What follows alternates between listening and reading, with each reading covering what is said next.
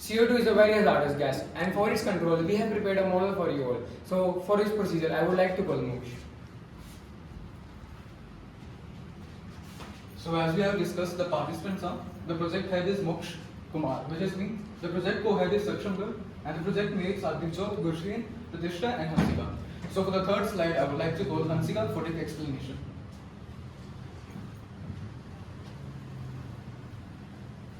Our biggest concern. Great power comes with a great responsibility. Seeing the mass industrialization, we have forgotten Mother Earth, which is our biggest concern. For the next slide, I would like to call Pratishtha for the explanation.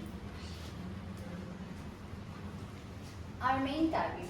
Breathe healthy and be healthy. According to Wikipedia, industries and factories contribute a staggering 51% of the air pollution emitted annually, due to which 5.1 million extra deaths occur, and all of them could be prevented if industries and factories stop emitting these gases.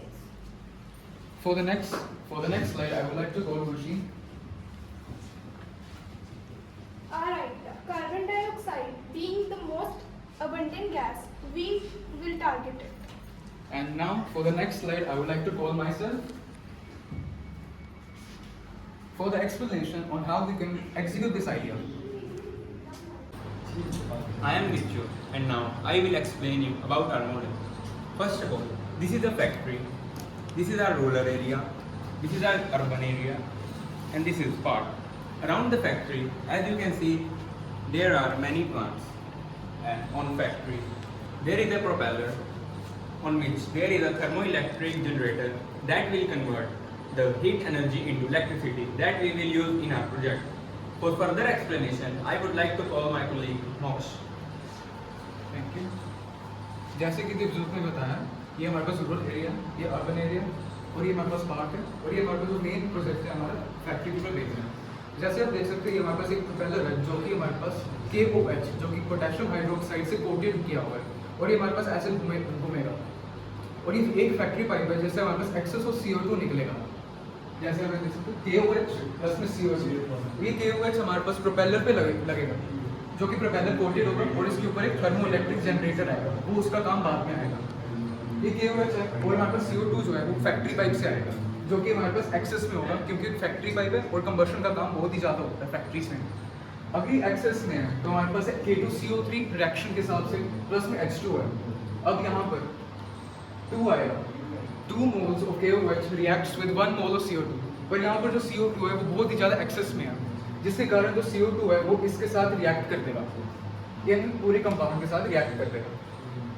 जैसा देख सकते K2CO3 ये वाला product plus में H2O plus में CO2 जो कि यहाँ से आया था gives KHCO3 प्लस में डेल्टा।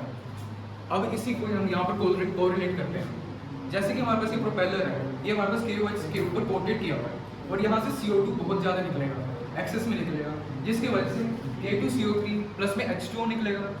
अभी इसके रिएक्शन के बाद हमारे पास इससे बहुत ही ज़्यादा एक्सेस CO2 और निकलेगा, तो जो हमारे पास बाई प्रोडक्ट्स मिलेंगे वो CO2 के साथ और रिएक्ट करेगा जो कि हमारे पास KHCO3 जो कि हमारा बेस है और इसी को हम डिकम्पोज करेंगे लेटर, हम बताएंगे।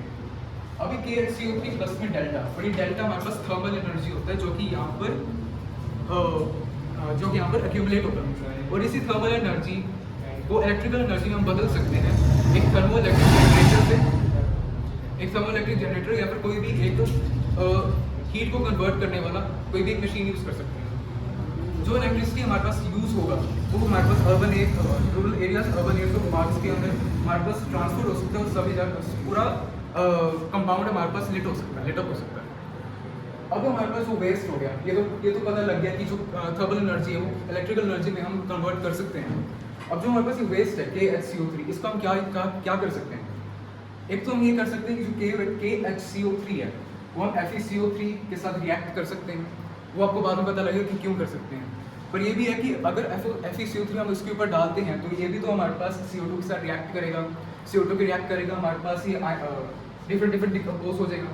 तो हमारे पास इसके अंदर केमिकल इनहिबिटर्स यूज़ कर सकते हैं, केमिकल इनहिबिटर्स यूज़ कर सकते हैं, जैसे कि हमारे पास पॉलीफॉस्फेट्स हो गए हमारे पास, ताकि ये हमारे पास डिकम्पोज ना हो जाए। अब हमारे पास ये जो इशू था हमारे पास डिकम्पोज करने का वो नहीं हो। अभी KHCO3 के साथ ये रिएक्ट करेगा जिसकी वजह से KFeCO3 ट्वाइस बनेगा, जो कि हमारे पास एक कोऑर्डिनेट कंपाउंड है। कोऑर्डिनेट कंपाउंड है जो कि हमारे पास फेरोमैग्नेटिक है, क्योंकि इसके पास लोन इलेक्ट्रॉन्स हैं तो ये हमारे पास फेरोमैग्नेटिक है। अभी हमारे पास जो है हमारे पास बिल्कुल रिएक्शन के बाद हमारे पास KFeCO3 ट्वाइस इसके ऊपर जमा होगा। अब इसी प्रोपेलर को हम मेटालिक भी बनाना पड़ेगा ताकि जो KFeCO3 ट्वाइस है वो इसके ऊपर हमारे पास चिपक जाए। अभी हमारे पास चिपक जाए तो हम मैग्नेटिक सेपरेशन से इसको से निकाल सकते हैं और इसी KFeCO3 ट्वाइस को डिकम्पोज करके K2CO3 दोबारा यूज़ कर सकते हैं और इसी को एक इन्फिनाइट लूप के थ्रू हम यूज़ कर सकते हैं। So thank you, this is our idea, I hope you like it.